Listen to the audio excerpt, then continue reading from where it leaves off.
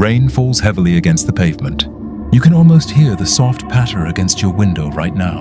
It's 1988 in the quiet little town of Derry, Maine. A boy named Georgie Denbrough runs outside, chasing a small paper boat his brother made for him. The boat glides across puddles, dancing in the rain, until the current pulls it straight into a storm drain. Georgie kneels down, peering into the darkness, and that's when he sees it. 2 glowing yellow eyes, and a painted white face smiling back at him. A clown, but not the kind of clown you'd want at your birthday party. This one is different. The clown's voice is soft, inviting, almost playful. "Hiya, Georgie.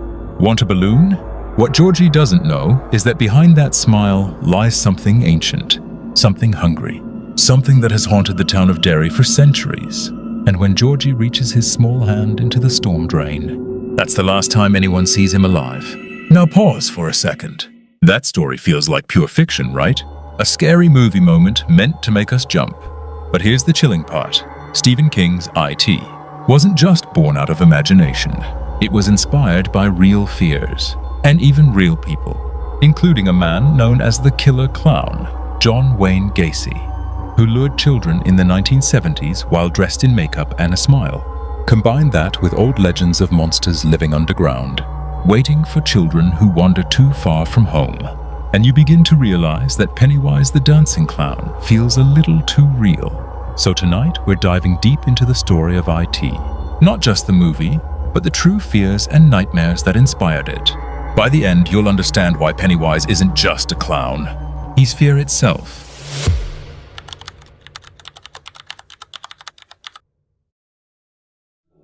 Derry looks like a normal, small town.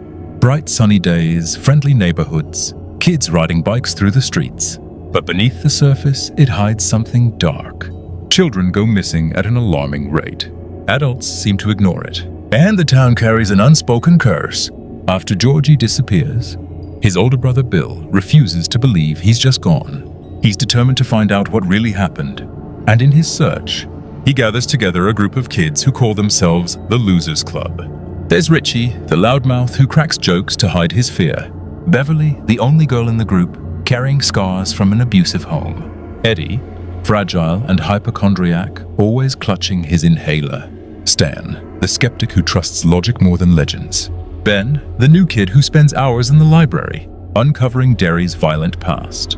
And Mike, an outsider who's seen enough to know that something evil is at work. Together, they start piecing the mystery together. Every 27 years, something awakens in Derry, something that hunts children. And each kid has their own terrifying encounter. A leper in the shadows, a painting that comes to life, voices echoing in empty rooms, and always the same face hiding behind it all, Pennywise. But here's what makes it worse. Adults can't see it the same way. To them, it's just a clown, or sometimes nothing at all, which means one thing: the kids are on their own. Now you might be wondering, what exactly is Pennywise? Pennywise isn't just a clown. The clown is only a mask. Beneath it is something much older, something not even human. In Stephen King's story, IT is a shape-shifting cosmic entity, a predator that feeds on fear. It chooses the form of a clown because clowns attract children, and children are easier to terrify. But King didn't invent this fear out of thin air. Remember John Wayne Gacy? In the late 1970s, he performed at parties as Pogo the Clown. Behind the makeup, he was a serial killer responsible for the deaths of 33 young men. The idea that someone could hide evil behind a painted smile lodged itself in America's nightmares. And King himself admitted that clowns are strange creatures, meant to be funny, yet often unsettling. He once asked, "What's the scariest thing a child can face?" His answer, a clown waiting in the dark. But the inspiration goes even deeper. In old myths and folklore, there are always stories of monsters lurking beneath towns, trolls under bridges, boogeymen hiding in basements, demons waiting in wells. Pennywise is just a modern version of those ancient fears, something below us, waiting for us to make the mistake of looking too close.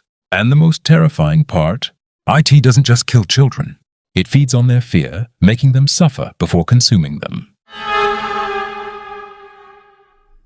The Losers Club realize they can't wait for adults to save them. If they don't face Pennywise themselves, no one will. Armed only with their courage and their bond, they descend into the sewers, the place where IT hides, feeding and waiting. The tunnels twist like a maze, the stench of decay filling the air. Water drips from the walls, and somewhere in the dark, balloons float past with no one holding them. When they finally confront Pennywise, the clown is no longer playful. Its teeth stretch into rows of jagged fangs. Its body twists into nightmares pulled straight from their minds. But here's where something strange happens. The creature is powerful, yes, but it feeds on belief. The stronger their fear, the stronger IT becomes. And the losers realize that together, if they refuse to be afraid, they can weaken it. They fight. They scream. They bleed. And in the end, Pennywise retreats into the darkness, vanquished, but not destroyed, because IT always comes back. 27 years later, when the losers are grown and scattered across the country, the killings in Derry begin again. One by one, they return, forced to relive the nightmares they thought they had left behind. And once again, they descend into the sewers for a final confrontation. This time, it's not just about surviving, it's about ending the cycle forever.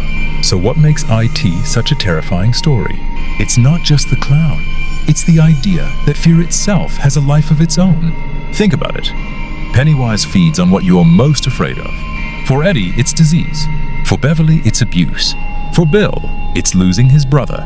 IT is a monster that takes the shape of trauma, grief, and pain. That's why the story hits so hard. Because deep down, we all have fears that never truly go away. And the creepiest scenes stay with you. Georgie's paper boat sliding into the drain. Beverly's bathroom filling with blood that only she can see. The projector scene, where family photos suddenly come alive with Pennywise leaping out of the screen. These are more than jump scares. They're nightmares made flesh. At the end of the day, IT is more than just a horror movie. It's a reflection of the fears we carry from childhood into adulthood. Stephen King once said that fear never really leaves us. We just learn to bury it. But in Derry, fear doesn't stay buried. It lives in the drains. It waits in the dark. And sometimes, it wears a clown's face.